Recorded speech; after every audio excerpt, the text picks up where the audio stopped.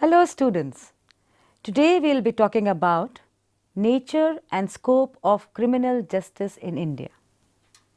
Now what is the purpose of criminal justice in India? The purpose of the criminal justice system is to deliver justice for all by convicting and punishing the guilty.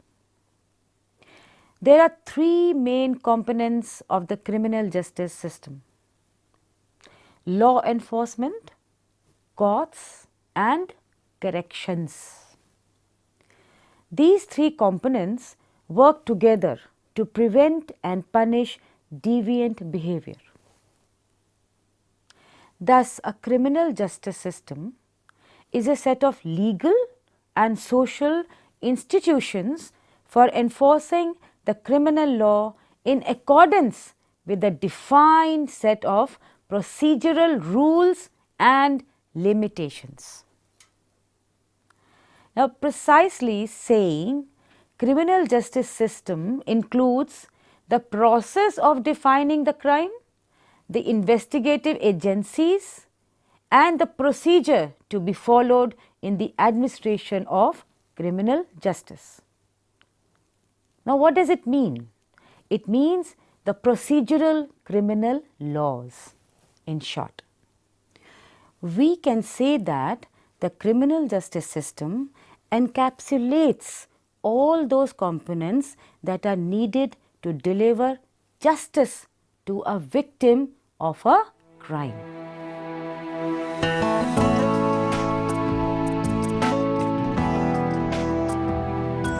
Now, what are the nature of criminal justice systems? The nature of criminal justice system of India follows the British model. Constitutional guarantees protect the accused, as do various provisions embodied in the 1973 Code. The machinery for prevention and punishment through the criminal court system is based on the Code of Criminal Procedure of 1973. It contains provisions related to investigation, inquiry and trial besides the correctional services. Provisions have also been made for giving legal aid to an indigent accused in cases triable by a court of sessions. The state government may extend this facility to other categories of cases. Now, the court is empowered to order payment of compensation by the accused to the victims of crimes. The accused is entitled to an opportunity to make representation against punishment before it is imposed.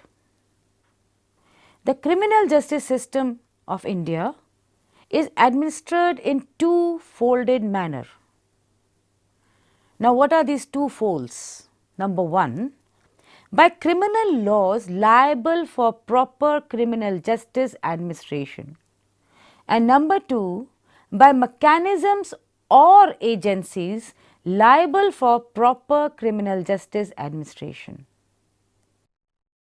Now, let me talk about the first one, that is the criminal laws for the administration of criminal justice. Criminal laws of India encapsulates both the substantive criminal law and the procedural criminal law. Now, what is substantive? Substantive criminal law defines crimes and punishments against such acts. The penal code classifies crimes under various categories. Now, what are these categories? They are crime against the state, the armed forces, public order, human body, the property, and crimes relating to elections, religion, marriage, health, safety, decency and morals. Let me first explain you the meaning and concept of crime before explaining you the nature and scope of criminal justice. Now, what is crime? In common parlance, crime is regarded as an act punishable by law. It's very simple. Now, the Blackstone defined crime as an act committed or omitted in violation of a public law, either forbidding or commanding it. Now, there are four elements which go to constitute a crime. They are: number one, human being. The first element requires that the wrongful act must be committed by a human being. You know what used to happen in ancient times is that when criminal law was largely dominated by the idea of retribution, punishments were inflicted on animals also for the injury caused by them. For example, a pig, he was burned for having devoured a child, and a horse was killed for having kicked a man.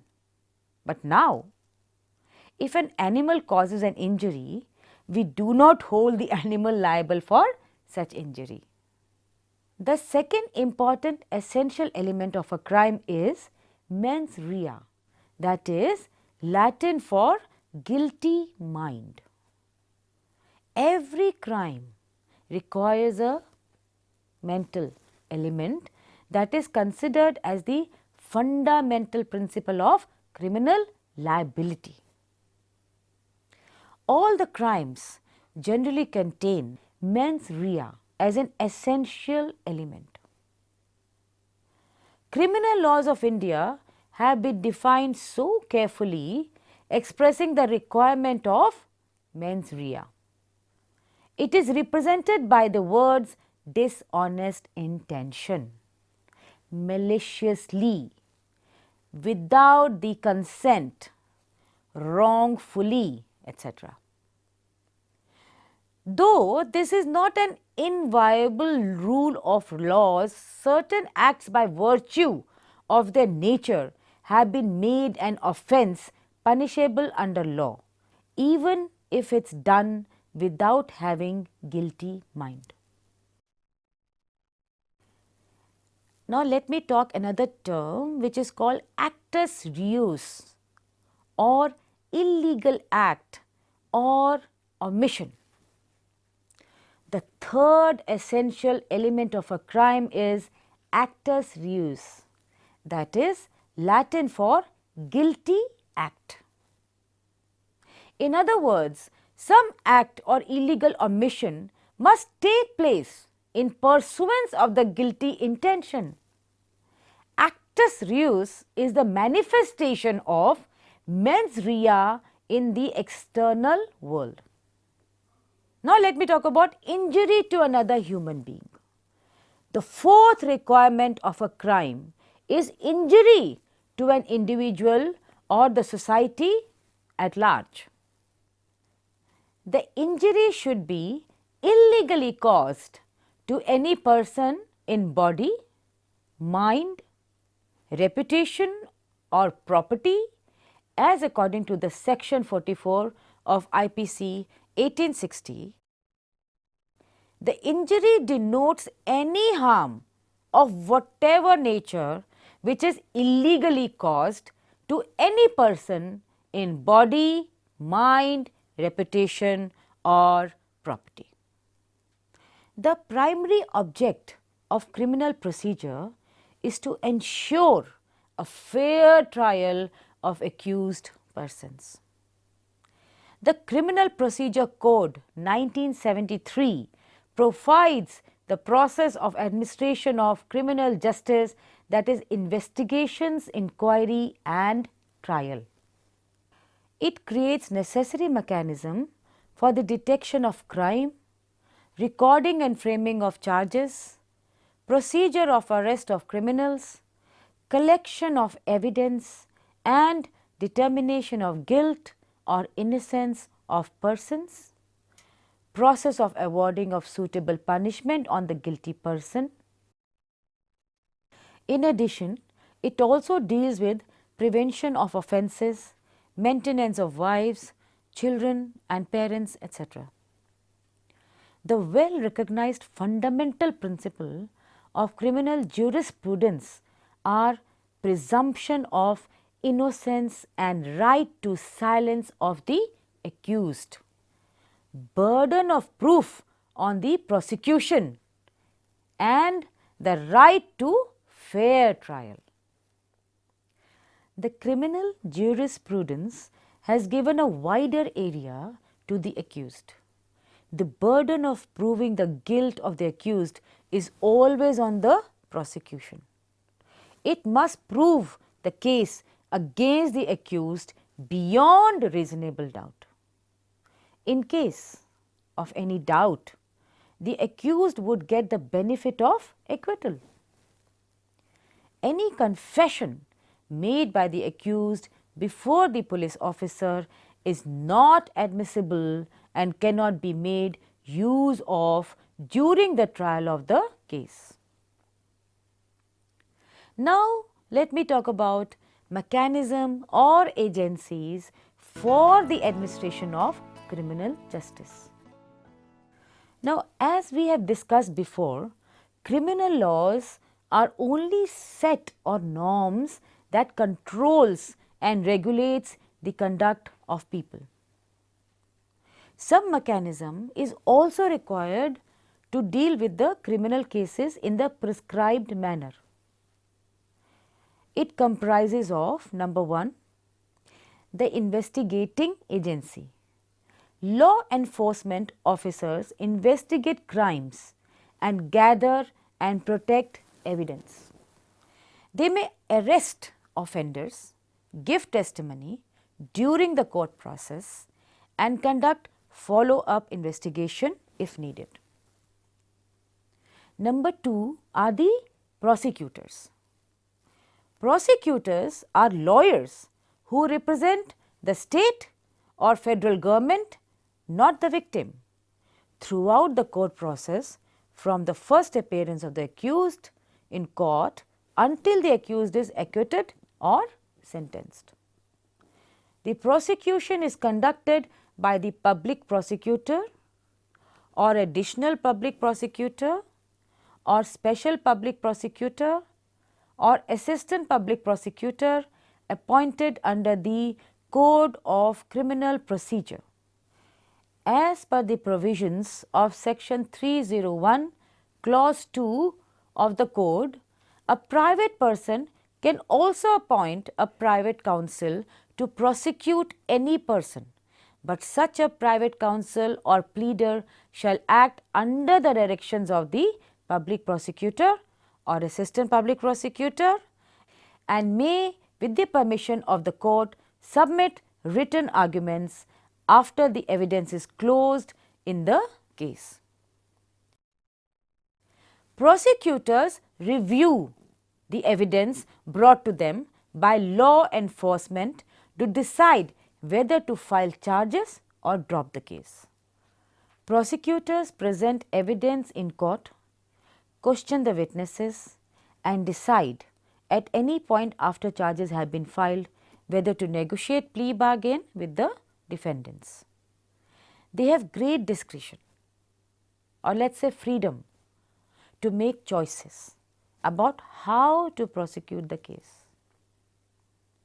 Victims may contact the prosecutor's office to find out which prosecutor is in charge of their case, to inform the prosecutor if the defense attorney has contacted the victim and to seek other information about the case.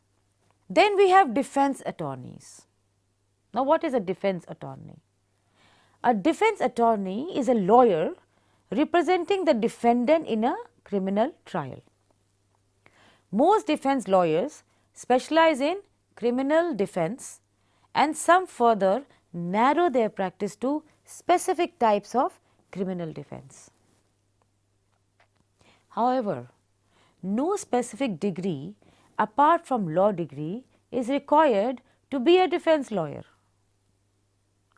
defense attorneys defend the accused against the government's case. They are either hired by the defendant, or for the defendant who cannot afford an attorney, they are assigned by the court. While the prosecutor represents the state, the defense attorney represents the defendant. Then we have something called criminal courts. Courts are run by judges, whose role is to make sure the law is followed and oversee what happens in the court. They decide whether to release offenders before the trial. At the apex is the Supreme Court, which has original, appellate and advisory jurisdiction. Below it are high courts that preside over the states and union territories. Now, besides the high court and the courts constituted under any law other than this code, there shall be in every state the following classes of criminal courts, which are Court of Sessions, judicial magistrates of the first class, and in any metropolitan area, metropolitan magistrate. The high courts have supervisory authority over all subordinate courts within their jurisdiction. In general, these include several district courts headed by district magistrates, who in turn have several subordinate magistrates under their supervision. The Code of Criminal Procedure established 3 sets of magistrates for the subordinate criminal courts.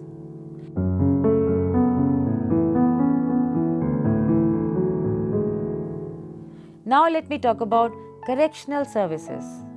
Correction officers supervise the reformation and rehabilitation of convicted offenders when they are in prison or in the community, on probation or parole. In some cases, correction officers prepare pre-sentencing reports with extensive background information about the offender to help judges decide sentences. The job of correction officers is to make sure the facilities that hold offenders are secure and safe. They oversee day-to-day custody of inmates. Next comes victim rehabilitation. The Code of Criminal Procedure 1973 has recognized the principle of victim compensation. Section 250 authorizes magistrates to direct complainants or informants to pay compensation to people accused by them without reasonable cause. Again, Section 358 empowers the court to order a person to pay compensation to another person for causing a police officer to arrest such other person wrongfully. And finally, Section 357 enables the court imposing a sentence in a criminal proceeding to grant compensation to the victim and order the payment of costs of the prosecution.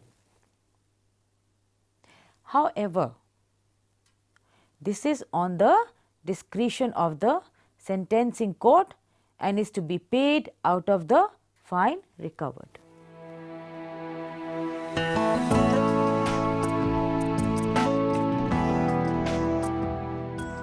Now let me conclude by saying this, that protection of life and liberty have been given a preeminent position in our Constitution by enacting Article 21 as a fundamental right and imposing a duty on the state to protect life and personal liberty of every citizen. Any deprivation or breach of this valuable right is not permissible unless the procedure prescribed by law for that purpose is just, fair and reasonable. The penal philosophy embraces the ideals of preventing crime and rehabilitating criminals. Country suffers from low judge population ratio, because of which dependency of work increases. Therefore, the judges take a long time in delivering judgments. Litigation is a time-consuming and lengthy procedure, the two areas which need special attention for improving the quality of justice. With that, we end today's class. Thank you very much.